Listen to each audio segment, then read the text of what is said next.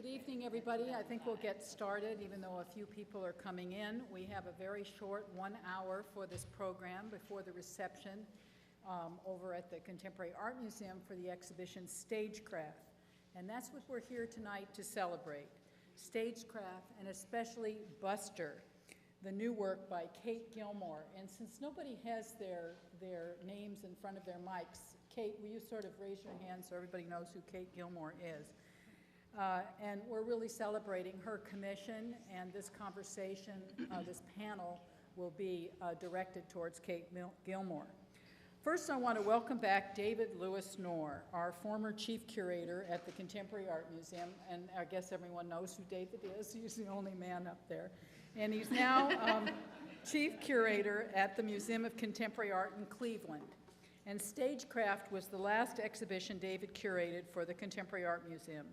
Thank you for your 23-hour return to Tampa for this evening's celebration. Kate Gilmore's Buster was an exceptionally exciting commission for the Contemporary Art Museum, and I want to acknowledge and give you a sense of just what it takes to organize a commission like this. First, I'd like to acknowledge Alexa Favada, the Associate Director of the Contemporary Art Museum and Graphic Studio of the Institute for Research in Art. Alexa oversees most everything that goes on at the museum. But the commission project the video was shot by Don Voeller, and Justin Martin, his graduate student, helped with the setup. David Waterman, our amazing security officer, did the audio engineering and the capture from the performance. Will Litch, who works over at Graphic Studio, is one of our printers and is a photographer, assisted with the lighting with the help of Peter Foe. Megan Voeller, our moderator for the evening, and David Norr worked with John Bird to get the ceramic vessels made, and they were made by Scott Rosenberg and Cale Roberts, two students in the School of Art and Art History. Tony Palms, our amazing exhibits coordinator and designer, worked on the set from Kate's drawings, and Vincent Kroll helped fabricate. He's our chief preparator, and the crew was amazing. Shannon Annis, Tony Billick, Wes Roos, Eric Jonas, Peter Abrami, Keenan Almeida, and all of them worked on building and setup of that wonderful set for her performance, which remains in the museum. Megan Voeller, who is now has responsibilities with us as the Associate Curator of Education at the Contemporary Art Museum, helped organize this, she organized this panel tonight, this conversation. Megan also serves as visual art critic for Creative Loafing and has written for many publications, including Art Papers, New York Arts Magazine, and The Art International.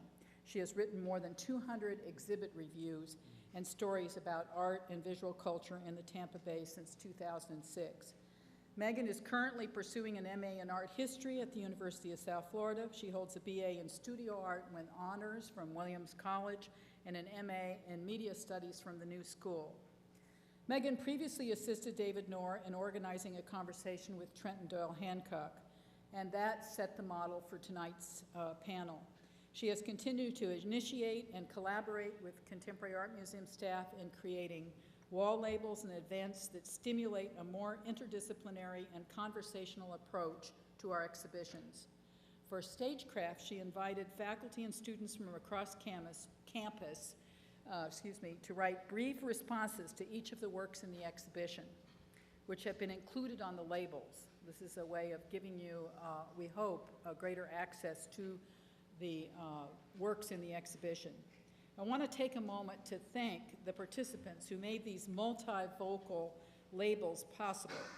They are affiliated with various departments on campus, including history, art studio, women's and gender studies, communication, philosophy, and English. And they are faculty members Tamara Zwick, Michael Levin, Neil Bender, Annette Pollack, and Elizabeth Bell. Graduate students Mike Covello, Greg McCreary, Mark Castriconi, Brogan Sullivan, and Zach Lundgren and undergraduate students Christopher Long and Ashley Martinez all wrote and contributed to these wonderful wall labels. So I hope you'll take advantage of reading them so that you can have greater understanding of this exhibition. Thank you all for so much for your responses to the works in stagecraft. We hope that all of you reading these will have a greater understanding of the ideas of the exhibition. Well, tonight we're thrilled to welcome artist Kate Gilmore, I think she raised her hand so you know who she is, to USF. She's a video performance artist. Kate was born in Washington, D.C. in 1975 and lives and works in New York City.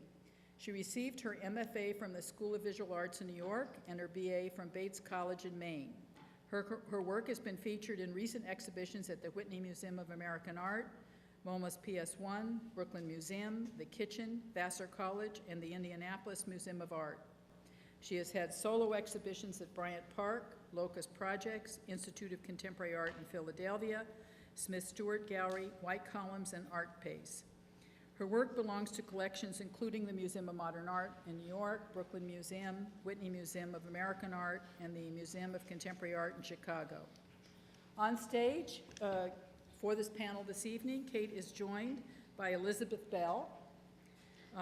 Elizabeth Bell is Professor and Chair of Women's and Gender Studies at USF, and Stacy Holman Jones, who is Associate Professor in the Department of Communication Studies at California State University in Northridge. She was previously on the faculty here at USF, but has taken a new position and traveled here today just to participate in this panel. Well, you may be doing other things. Elizabeth, back to Elizabeth. Elizabeth Bell received her PhD in communications with an emphasis in performance studies in 1983 from the University of Texas at Austin. She has taught at the University of Texas and at the University of North Carolina in Chapel Hill. In addition to USF, she is the recipient of more than 10 teaching awards from college, state, and national associations, including Gender Scholar of the Year by the Southern States Communication Association. She has published dozens of journal articles, book chapters, and is the co-editor of From Mouse to Mermaid, The Politics of Film, Gender, and Culture. She is the author of the textbook, Theories of Performance. Now, many of you know Stacy Holman Jones as a member of USF's Department of Communication, where she taught until departing, as I mentioned, for California. Her work focuses, here's a bug. Her work focuses on how identities are created, made known, and negotiated through narrative and aesthetic practices. She is the author of Torch Singing, Performing Resistance and Desire from Billie Holiday to Edith Piaf, and has published essays in cultural studies, critical methodologies, qualitative inquiry, and text performance quarterly. She teaches graduate and undergraduate courses in feminist and cultural studies, performance art, performing social resistance. So that's the end of my introductions, and before I turn this over to our moderator, Megan Voeller, may I remind you all that you're invited following this panel discussion over to the Contemporary Art Museum for a reception honoring this great exhibition that David Norr curated for us, Stagecraft. Thank you for joining us this evening.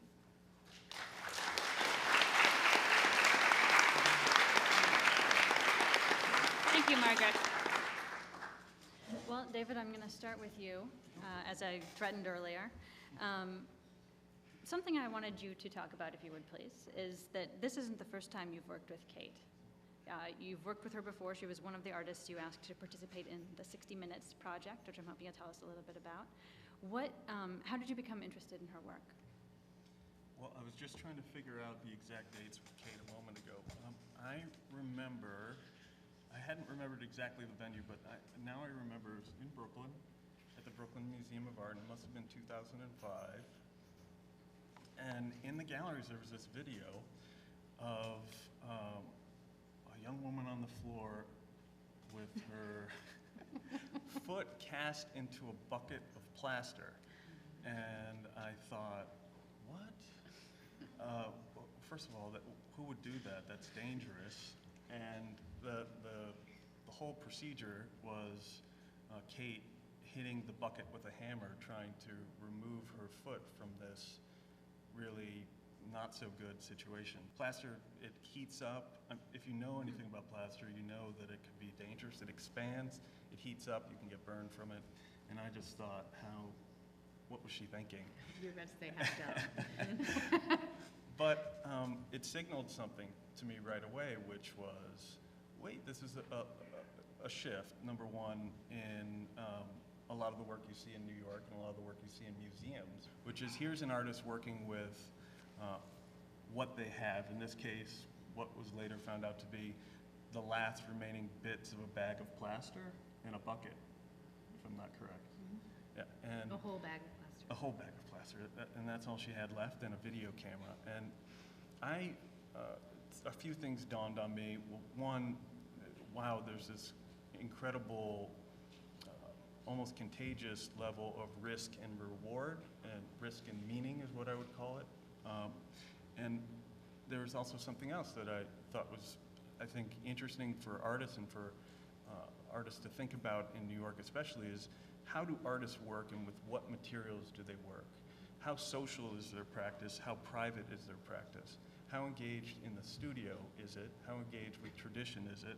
And in Kate's case, and with a lot of the artists in stagecraft, it is a moment to think about artists who work with whatever they have, whatever they can find, but in a setting that is very private and altogether their own, but is also personal and is also political. So Kate, for me, is someone who immediately when I saw that video in 2005 signaled that, wow.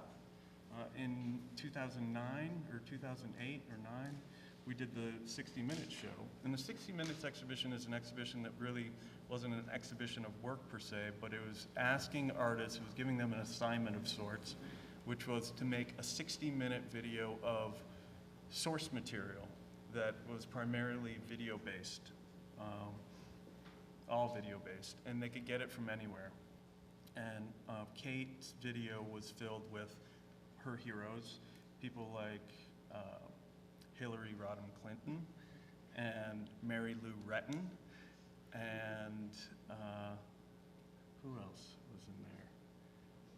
Buster Keaton. That's a pretty, I think, accurate.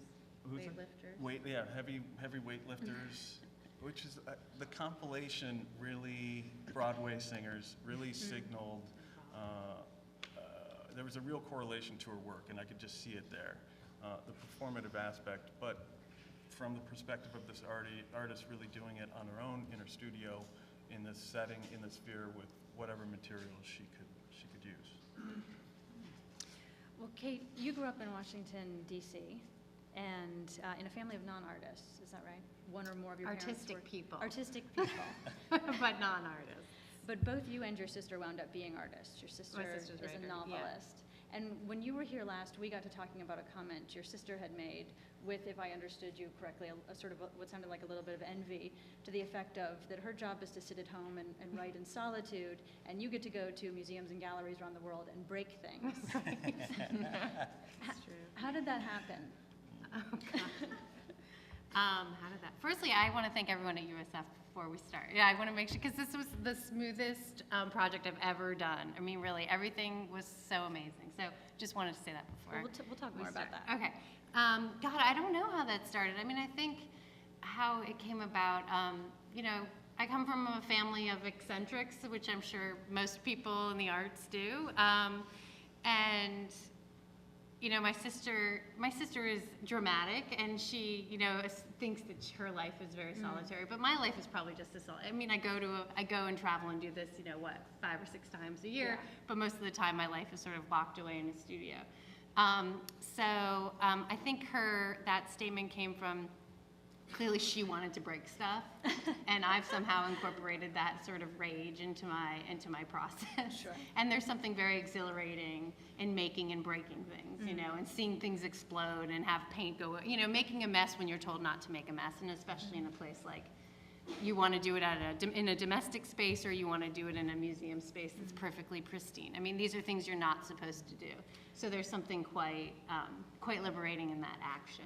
Yes, I've heard you refer to your projects as your Herculean efforts. Oh God, that's a Yeah, horrible I'm picture. putting- Take that down. God, I can't believe I let you guys take that picture anyway. I actually used it on the invite for the I party. saw that. I got like a Google alert of it. It's like me looking ridiculous. I think it's a great picture. So I've heard you refer to these projects as your Herculean efforts. They almost always involve some kind of sort of extraordinary labor. How did that start? I mean, I'm really sort of reaching for, was there a sort of seminal moment when you began destroying things? Well, I mean, I don't really see it as destroying things, because I see it as sort of transforming something. So it's like we're given these things that are supposed to function in one way, but we choose to have them function in a different way. And there is a sort of destruction that happens, but something else is actually made in that destruction. So, you know, you're asking how I got to that point? Yeah. Or, well, I guess, you know, I do sort of, I think in the beginning, it was definitely more of a Herculean effort in the beginning when I started making work, because I was doing everything by myself. So, you know, I would build everything, I would shoot everything, I would light everything. No one was showing me, I was alone in my studio, you know. So it was like, to do these kind of huge projects by yourself, you know, it's not that easy. Sure. I hear it wasn't that Herculean of an effort, because I had amazing people helping me, and I mean, I didn't, you know, Tony built this amazing structure, and Scott built the pots, and so I come in and I break these things, you know. So that's actually the Herculean effort in this piece, was to not fall and like break my neck, because it's slippery. But so I think it would be a mistake to say that this particular piece was a Herculean effort. It was it's more like that, it's kind of like the effort of the community at this point. But the idea that there's this process that goes on, this labor that goes on to sort of have these kind of small moments of destruction. Yeah. Well, let's talk a little bit about more the sort of the specifics of Buster and how it was produced. Okay. How did it start as a concept and then move to the point where it was being put together as an installation? Well, David invited me to do a piece, and he's like, you know, do what you do, but, you know, make it big, and we want to, I mean, I've been trying to do, I mean, I'm more known for video and performance, but really I come from a sculpture background, so I'm kind of forcing on these big sculptures on people these days. And so David knew that that's my background, and that's what you know, most of my video and performance come from making objects or transforming objects. So for me to be able to make sculpture and also do what I also do it's a real treat, and to be able to, you know, to have a piece commissioned that's this big, it's not going to fit in my studio, you know, all this stuff. So it was just, you know, we got a floor plan and we decided what would fit, and, you know, I was into lavender that day, and I happened to have this purple dress I've been trying to work with for years, and I thought Tampa pastel colors would be good. And then just understanding the architecture of the museum and how it would actually function within the space, not trying to be a completely obnoxious artist, knowing that it's a group show. So you don't want to take over the entire space to something that's relatively contained. And then, you know, so I've been working on this way of sort of combining sculpture and painting and performance, and so building the structure based on the frame of the camera. So it was kind of a conversation that was going on for quite a long time, and then we came up with this. What, earlier in your career, at least one person, I think a critic for the New York Times, referred to your work as being masochistic, and this is in reference to earlier pieces where you actually seem to sustain sort of like, you know, mild to moderate injury doing some of these Herculean labors.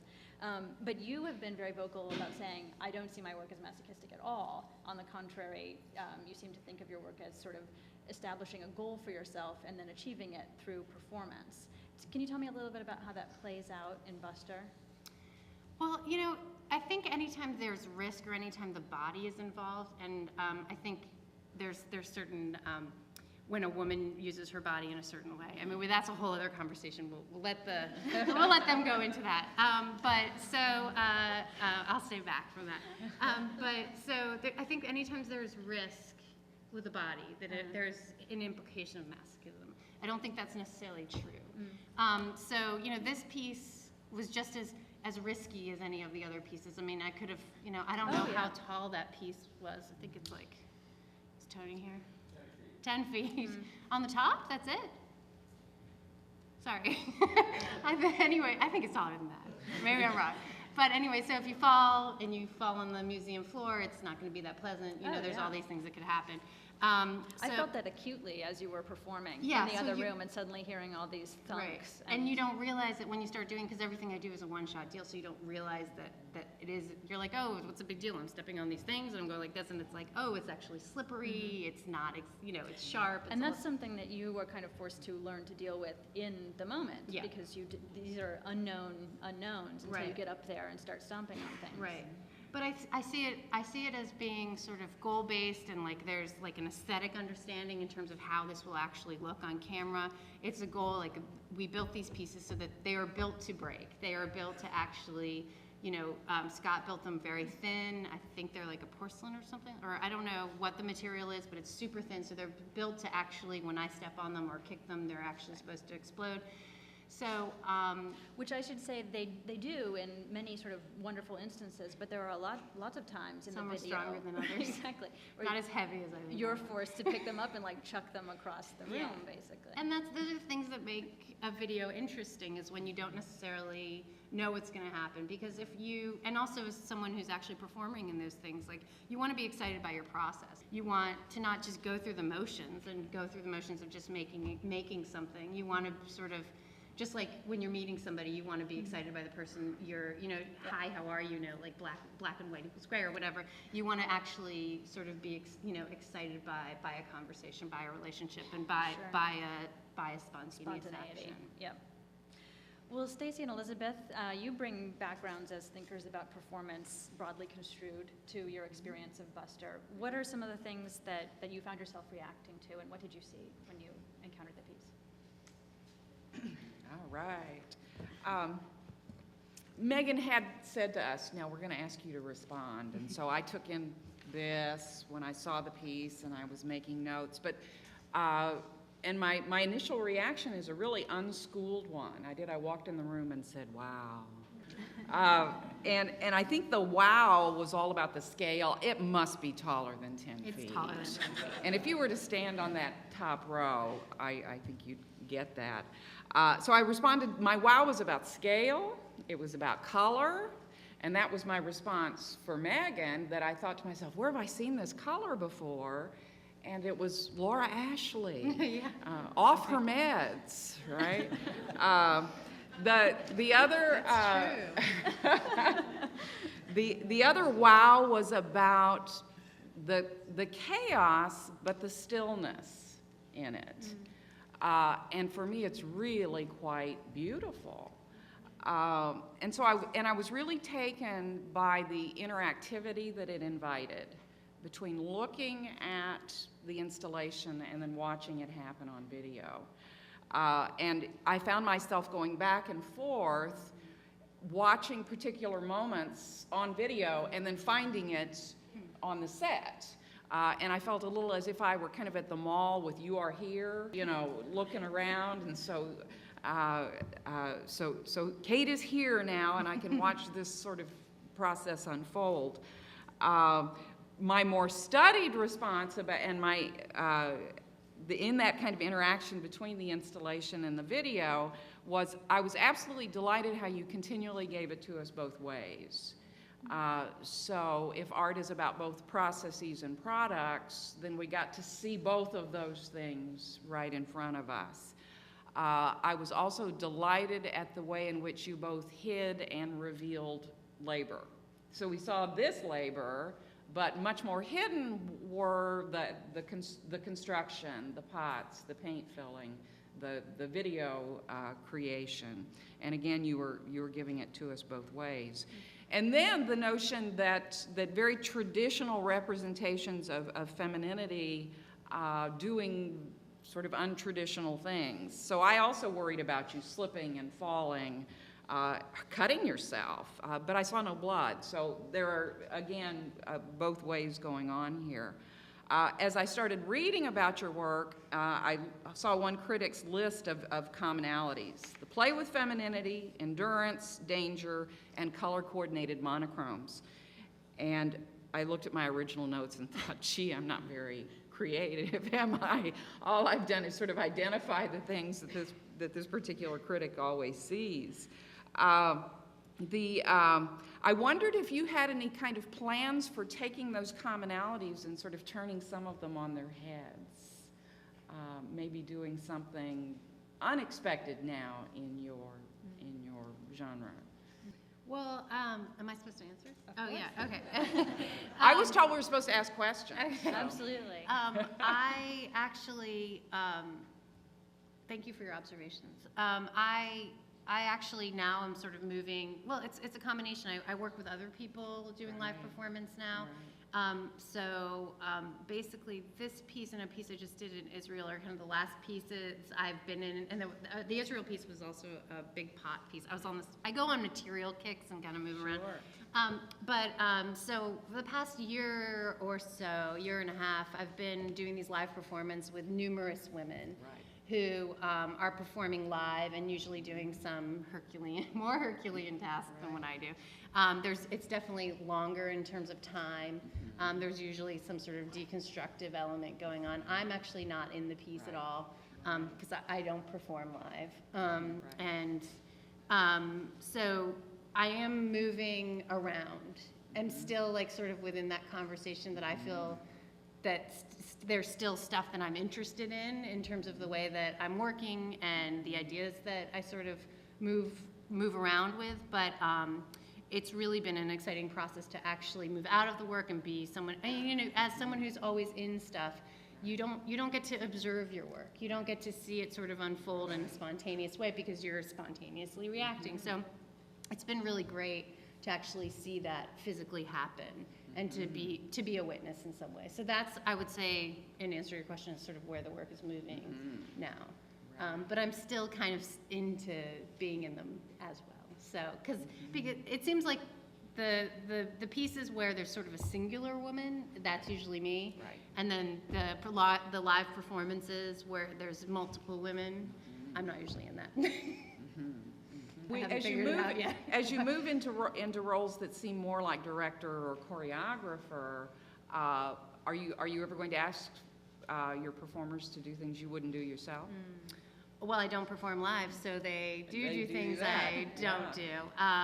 And they do a lot of things I won't do, and that's probably why I work with other people at this point. I am one of those people who's too aware of an audience. And, I would be one of those people who'd be performing live who'd be like looking to make sure everyone was having a good time, So, you have to know what your strengths are. So they do a lot of, I can't, we did a piece in Bryant Park with the Public Art Fund last year that had 7 women walking on top of the structure for 10 hours a day, 2 groups of women, 5 hours each for an entire work week. I don't do like heavy endurance stuff, I'm like a 10-minute sprinter, so, there's lots of things that I will ask people to do that I can't do. It's just not in my not in my bag of tricks, I guess. Right. Go for it. Yes. Sure. Well, I have a question about that.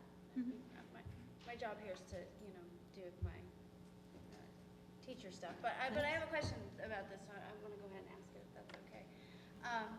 I was wondering, and I was looking at an interview where you were asking someone else about these kinds of characters that she was creating, and then I think you said something about, maybe someday I'll do that, and then the more current work, there are these performers, right, that you're kind of casting in these roles. So I was wondering if you see yourself in this work as a kind of character and what that character is, as well as what those women as characters are and what of you they do bring to the project. Because, when I look at that work, I really see you in some very obvious ways. They're kind of wearing the kinds of things that you might wear.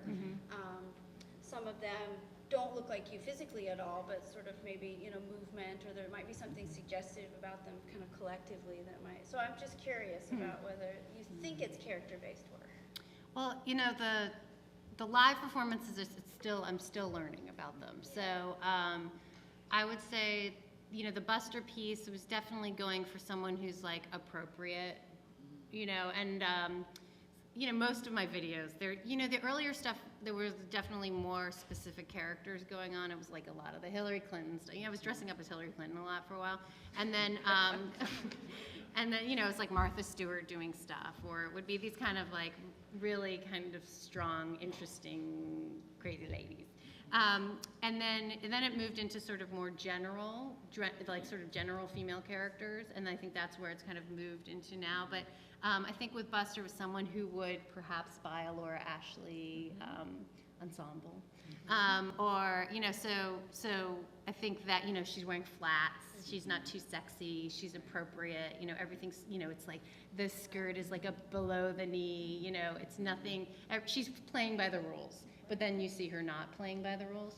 And then in terms of the performances, it's interesting because initially when I first started doing these live performances with other people, I was sort of telling all these women to act like me. And I realized you can't tell a 5-foot, 95-pound girl to, like, you know, pick up like something that's 75 pounds and like slam it against the, you know, it just doesn't work. But you know what I mean? I think part of the right. Exactly, you could do it. Part of the exciting part was like there were all these different types of women doing a very similar thing but doing it very differently. So I don't see a ton of me in the performers, but I think by giving them like sort of the singular action that becomes really goal-based and incredibly physical, that sort of similarity in my work comes out.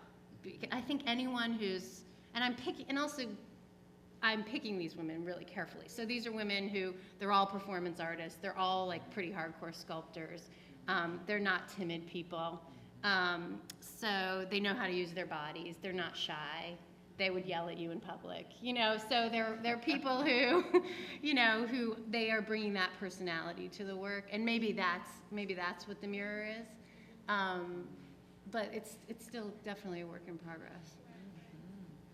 That's really interesting. It's interesting too in the progression of the work to see how much less of you I'm seeing, like if you start and kind of go through time in the video work. Up to these kind of last pieces. We do see you at the end of the piece, which I wanted to say something about that in a minute. And then flip to the live work where you're seeing, you're not in it, but you're seeing these kind of fully realized women again. It's really interesting. Do you think you're going to make it in there sometime? And David just Make it in their live? Yeah. No way. Not interested. Well, You gotta know what you can do. For 1 second, which is, I've always looked at the live pieces as being very much about the social sphere, and like they have a built-in awareness about where they're going to be. Sure. Bryant Park, Right. like out in public, Pace Gallery. Right. Yeah. And so Definitely. they seem very site constructed and almost one-liners in their construction. You know, their construction with the social sphere that they're in, whereas your work is, you know, aligned with studio practice. I think that's a good way to describe it, actually, because where it's happening is really important, and less. I mean, where it's happening, where these videos happen, are really important too. Like the piece we did at USF wouldn't work in like a shack in the woods, No. right? Because you can do whatever you want in a shack in the woods. Well, I'm assuming it. But yeah, I think space is always important. But I think you're right, especially with the live performances, for sure. Well, actually, I'm going to turn it back to Stacy. Did you have other questions that you wanted to raise? Well, just one thing I guess I wanted to share, and I talked a little bit with Megan about this today, and I had kind of an interesting introduction to the work because I think I saw you, Kate, maybe the day after you made the work, so we talked about it, but I hadn't seen it, so I had a story about it. And then I saw the 2-minute video clip, and then it was just today that I actually saw the whole piece. And I had a similar reaction, which was, this is so beautiful, you know, it's just so, you know, visually engaging. And I had gotten that on the video. I think, you know, just because it's kind of a small viewfinder. But the thing I wanted to say that I've been thinking a lot about is this whole kind of push and pull of success on the one hand, and then failure or this kind of accident, what are you going to do in these situations, and that dynamic. And the thing that that I really appreciate about the work is how it's not grounded in a kind of, you know about something for gender, for example, because of failure. So it's not grounded in this, it's not working, so now I know how it's made. Does that make sense? Because the constructedness of it is pointed out, because it doesn't work. But instead there's this kind of voluptuousness or abundance about the work, so that you know how things work, you know how gender works, by the ways in which you exceed the thing. It explodes. You've got this huge, like, stair-stepped hierarchy, and you're not climbing it, you're coming down. So we don't see you until the end, and these little womb-like vessels that you're supposed to hold and protect, you know, are getting exploded and mixed up, and they make something new. So the thing that, and I think you were talking about this, Elizabeth, that's really great about the work is that the performance that's on the video, that's in the space, keeps changing every time you turn, and it makes something new. It's really a very, you get a sense of sculpture as a thing that's moving, that's making while you're standing there, which is amazing. I try and talk a lot with students about that possibility and these mistakes, and it's hard to kind of point to something, but this really does it. You know, this is a great example of that. So. Cool. Well, thank you. Yeah. That's great. Thank you. It's really something wonderful to experience in the space, which you might not imagine, you know, seeing it. You all go over there and look at this right now. Right now. After this, yeah. After this. Well, Kate, often in your videos, you set a goal for yourself and then you achieve it. What would failure look like in your work? Do you think of yourself as having experienced it? I mean, failure exists in all the work. I mean, nothing turns out the way you expect it to turn out. I mean, actually, Buster turned out pretty much the way I thought it would look. I thought that there would be more splatter on the wall. I thought it would move differently, but I think I was so nervous about falling that I didn't move the way I thought it would move. I thought I would sort of be a little bit more aggressive about it, but I was really concerned about falling. So anytime you're doing something that you know, that's basically off the grid to a certain extent, like there's failures incorporated into it.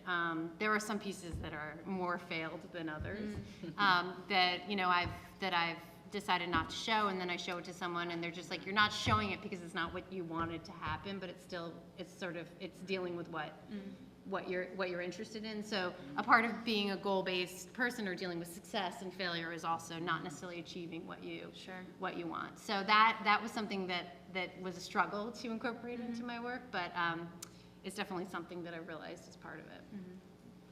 Can we talk, you said the word splattering, and I instantly thought of this image that's been in the back of my mind, and a bunch of people have actually brought it up to me in the course of talking about your work. The way in which what you do on the platform seems to reference certain ideas about canonical art practices, like action painting or drip painting. And I think literally this act of stomping on the vessel that's full of paint and sending it, you know, flooding down the platform invokes for people who have seen it, say like the Hans Namath photographs of Jackson Pollock in his studio, splattering paint. And then of course the platform itself is almost like a kind of minimalist sculpture, you know, that you have then spilled all this paint over. Are those references that or associations that you're deliberately trying to invoke? And if so, what, you know, sort of made them relevant to you? As someone who just is kind of aware of art history, I'm sure it's there. You know, is it something, do I go into making art thinking about it? Not necessarily, but clearly, I mean, if you look through most of my work, it's definitely there. I think I'm interested in like kind of macho art movements, and you know, Jackson Pollock and minimalism are perfect examples of that. So what does it mean when a woman is doing macho things? So I think, do I go into it saying I'm making a minimalist sculpture and I'm making that, you know, abstract expressionist painting? No, but it's definitely there for sure. Does it feel as an artist like you are working in a kind of man's world at all? No, I mean, I'm surrounded by women, and pretty hardcore women, but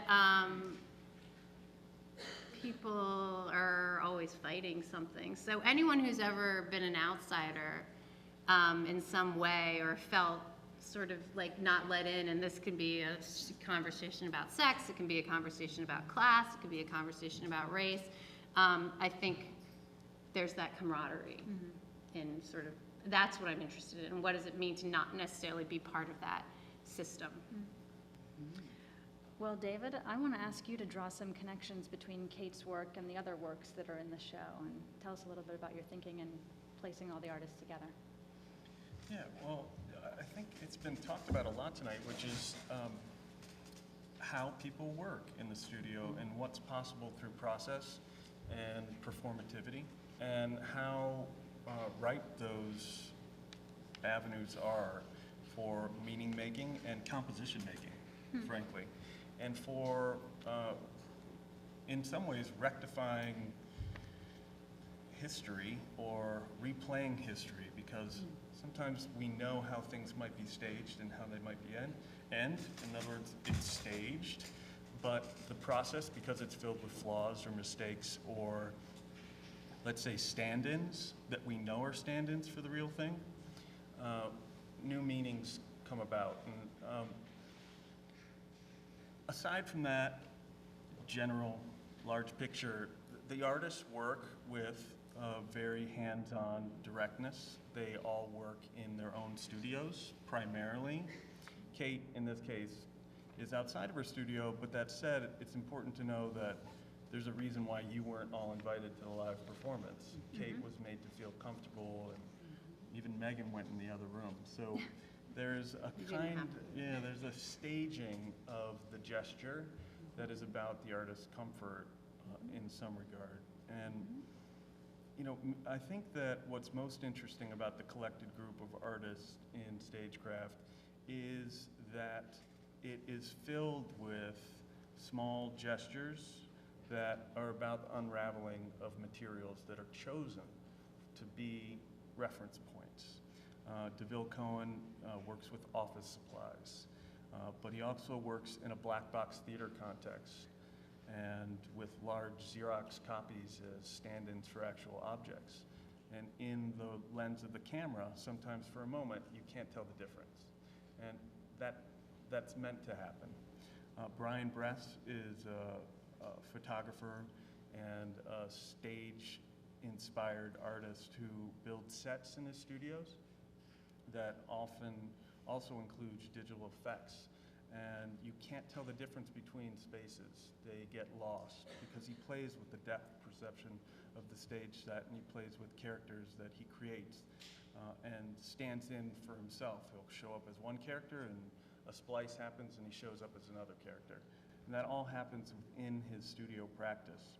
So, and then finally, probably the most, I think, detailed and staged and performed and enacted would be Mary Reed Kelly's work that's also about making. There's a lot of drawn and animated materials, but there's also acting. And she stands in as a drawing for herself. She actually wears a garb that presents her as if she's an animated piece of the set. So her movements actually become part of what in the 2D realm would be a drawing. So for me, it's about recognizing a group of artists who believe in that animated quality to performative works, and that they need to build the context in their own realms, often sculpturally, and often through like hands-on making, rather than a staged performative gesture that is about drama. This is about making, and all the works that you'll see in the gallery are really reflective about the process of making. And I think Kate's is also that.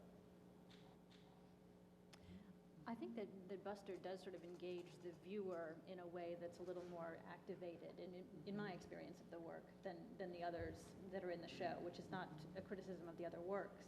But it really, you know, for me, Elizabeth's comment was resonating. There's a kind of triangulation between the video and the sculptural installation, and you standing there as a viewer doing this sort of mental work of imagining what it would have been like to, you know, be in the live presence of Kate's performance. So that I think, you know, sort of tugs you into it in a way that some of the other works don't. I'm inclined to ask our audience if they have any questions, unless any of the people on the panel want to raise any other issues. Okay. Ladies and gentlemen, Vic? How many flats? And did you wear shoes? I wore flats. And I believe they made 220 pots, and I think we used 200. So there were 20 extra. A lot. Noelle? Since some of the work involves pain, what is the ethics around, or for you, are there limits to the ethical questions around asking other people to perform things that are painful? Because I have done versions of these things. Granted, I don't do them as long, but I have no problem with it. So they're paid. So people can do it if they want, and they're paid really well. That's a big thing, because I could get people to do it for free, and I will not have these people do it for free. And these are women who want to do this. It's very clear that they want to do it. The equation involves compensation, that's really Definitely. the equation. That's a big part of it. And there are people who I've worked with over and over again. A lot of them are also former students of mine, or people I've visited in their studios, or people who have sought me out because of a similarity in ways of working. So there's a common conversation that's happening between them and myself, but they should, I mean, I believe artists should be compensated, performers should be compensated for their work. Yeah, but I don't have an ethical problem with it at all. I know other people probably do, but I don't really care. Sorry.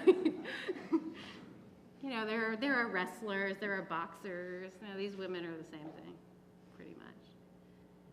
Whenever you first started doing these types of performances on video, how many times did you do them to get them right, if at all? They're done once, so there are a lot of videos that are not shown.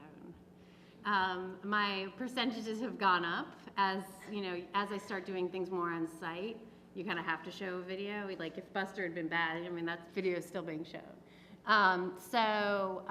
But things are only done once, and they're really not practiced because the outfits would be ruined and the objects would be ruined.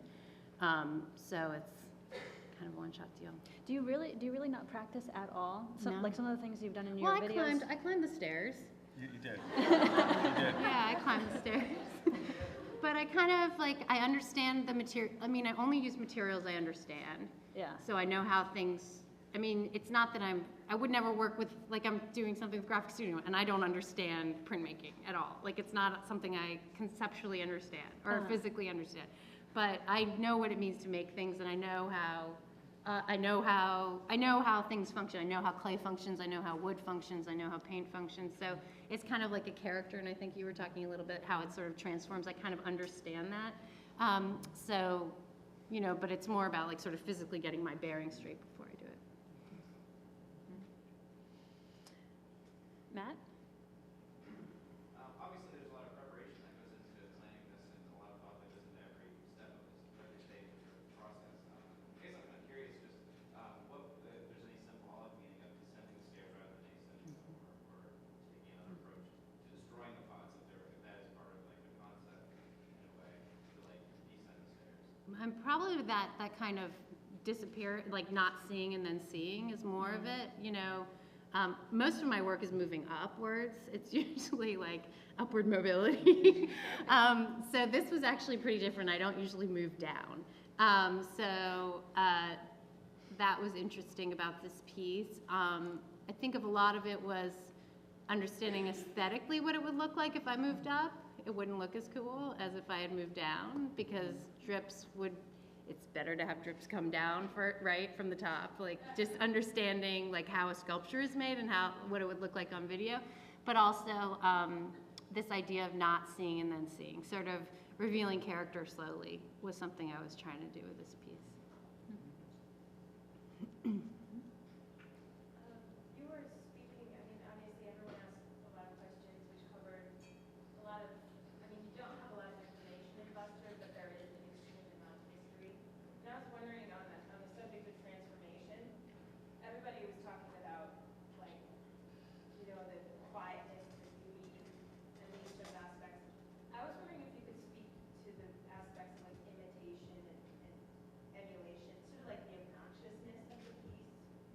Can you be more specific? Well, you know, I don't, that's why I'm asking you. when I came upon it, I didn't see it as wide and beautiful, you know, I saw it as like in your face. And that's obnoxious? Somewhat. Oh, well, that's interesting. I mean, I don't see in your face as obnoxious. I see that as bold. Maybe it's like, I do ceramics, so maybe it's like the idea of making all these pots and filling them with paint. Yeah, I mean, there's something offensive in it, for sure. And the fact that it's somebody else's labor. Yeah. That's another thing that definitely has to be thought of, you know? Someone else made these pots for me to break, you know? So there's a lot of information in that. So yeah, there is something like, oh, I'm supposed to really take care because these were made really perfectly. But you know what? I'm not going to. So I guess there is an obnoxious quality to that too, but there's also a quality of maybe the way it's made isn't the way it's supposed to be made. I don't know if that answered your question. Can you speak about creating the characters and how you come upon I can't hear you that, like, how sorry? Can you speak about the process of creating different characters, like how you come about, do you find clothes and then sort of create characters from that, or what's your process in terms of creating these characters? It actually goes kind of hand in hand with the sculptures. So like the sculptures have the same kind of identity as the characters. So for instance, you know, each piece is different. Like Buster was kind of built around that purple dress because I love that color. And that dress was like, I actually bought that dress and it's like nothing I would really wear, but I, for some reason, really like, I bought that dress as like a normal person to wear in the world. And like, I just realized like that, it's like this A-frame thing and it's like, doesn't go with my boots, you know, it's not my style at all. It's really supposed to be worn with flats, you know? So it sort of describes a character who would wear a dress like, you know, in my head, like, whether it makes sense or not. So really the piece was made, Buster, the color schemes were made based on that dress. And other pieces like, I mean, I don't know how much of work you guys have seen, but other pieces, you know, colors are made to pop in a certain way on camera. So let's say I'm making a piece of drywall, you know, what will pop really well with like a light gray. It's usually like a bright red or a bright yellow, like sort of technicolor with something banal. And so the dress is bought in relation to the sculpture, but it depends. It really depends. Jane. So I think we're sort of like in what you've said about your work, sort of talking about like, you know, this interior monologue that goes inside your head and then this other public thing that could be interpreted in various different ways. And I'm wondering if in some of these Herculean tasks or performances or whatever, if those ever then like go into the face of like your own interior self, like in the process of doing something, does it ever make you feel like you're then more emotionally vulnerable than you can? Like, do they hurt you in essence? Emotionally? Yeah. I know it's a very private question. No, it's not. I'm totally fine with that. It's an interesting question. I think when people meet me, they expect me to be more like angry and insane than I actually am. And I think it's probably because I get a lot of that out in my work. When, you know, there's incredible psychological stuff that happens when you're actually breaking stuff for your job, you know? And that must, what'd you say? Exactly, one of my heroes, she's amazing. So it definitely, of course, I'm very like physically and I guess emotionally, personally involved with every piece, you know, because I guess I'm more emotional about the pieces that I'm not in because I can see them unfold in a very different way. And to see like something, like I just did this piece at Pace where these women were tearing apart this 7,500 pound of wet clay cube and kind of throwing it all over the gallery. And Pace Gallery is like super blue chip and like pristine and like, it's really funny they let me do this there because I was like, okay, this is what I'm gonna do at Pace. And they're like, okay. And I was like, oh, okay. I remember telling David and David was like, they're not gonna let you do that. But they did.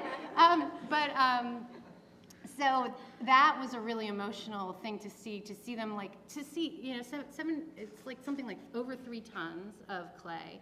It weighs as much as an SUV. To see 5 women tear it apart in the matter of 2 hours, like, and to see them transform from like normal, like regular us, you know, like us people to animals, and then at the end just to be completely done, completely drawn, have nothing left, and sort of to collapse in their own like sweat and their own, you know, accomplishment. I mean, that was a really emotional experience for me. So, and I would say more than me even doing it. You said that you know, dress obviously played a lot in the decisions for this piece, but it's not on display. So what did you do with like the outfit that you wore for this? I keep it all. I just throw it in a Tupperware, a big Tupperware thing, or it's just more for me to keep. I keep all the dresses of the live performances. I keep all the clothes and shoes. They're not kept very well, but they should be kept better. I think there's potentially an interesting relationship between shyness and being faceless. When I heard that people, I guess when you performed the video of it, that it was a really empty space. So can you talk to a little bit about the anonymity of the camera versus the presentness of people? Because this is something that you are sharing. This aspect, this generation of it is something to be shared kind of with the public at large versus the making of it being a bit more private space. I think that's a really good question. I think it's something I'm still trying to understand because it doesn't make, you know, beyond like formal stuff, it really doesn't make sense that I don't do these live. I mean, it does formally because basically live performance videos turn out horrible. Basically, has anyone ever seen a good documentation or a good video from a performance? Send it to me if you have, but they're horrible. You know, lighting's bad, people walk in front of the camera, the audio's horrible, color's horrible, nothing turns out right. And also it has a tendency to be like a little bit of a circus show.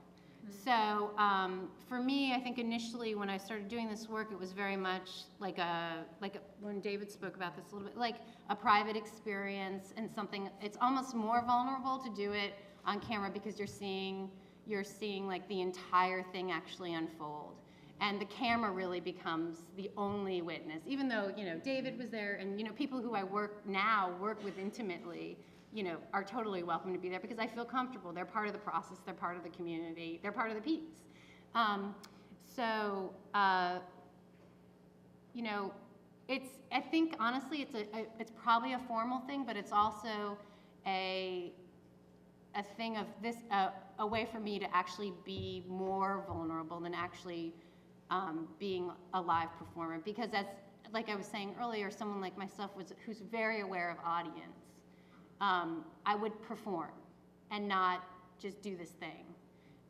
So I was more interested in actually just doing the thing and seeing what actually would transpire. I think we have time for one more question. Rory? I'm just curious, what are you doing in graphic studio? Because I'm always interested in artists that aren't filmmakers who work over there. That's a very good question. Well, I just arrived, so we'll see. Something cool, something on paper, something big.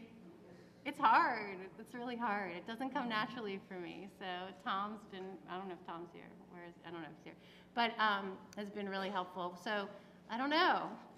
Maybe I'll know more tomorrow. All right, well, I want to thank our fabulous audience this evening and our fabulous panel. Thank you, Elizabeth and Stacy, for bringing your wonderful perspectives, and thank you, of course, David and Kate. Please join us over at the museum for the reception.